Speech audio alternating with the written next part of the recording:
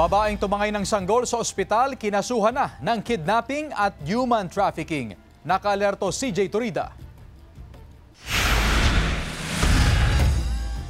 2 araw na ang nakalilipas matapos mabawi ang bagong silang na sanggol na dinukot sa loob ng isang ospital sa Lingayen, Pangasinan. Tuluyan ng sinampahan ng kaso ang 21 anyos na babaeng responsable sa pagdukot sa sanggol. Alas 3 ng hapon kahapon nang i-inquest ang kaso sa tanggapan ng Provincial Prosecutor sa Lingayen. Walang itinagdang piyansa sa kaso. Ang ifinal ng kaso ng ating duty inquest prosecutor is kidnapping at human trafficking.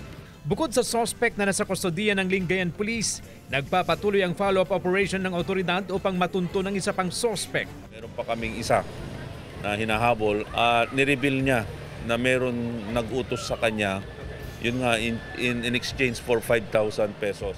Ginagawa na ng case build-up ang isa pang suspect na isa ring babae, pero hindi raw ito nurse at hindi rin taga-Lingayen. Pinuntahan ng GMA Regional TV 1 North Central Luzon ang nahuling suspect na nakapit sa Lingayen Police Station Detention Facility. Tumanggi siyang humarap sa kamera at hindi na rin nagpaunlak ng panayam.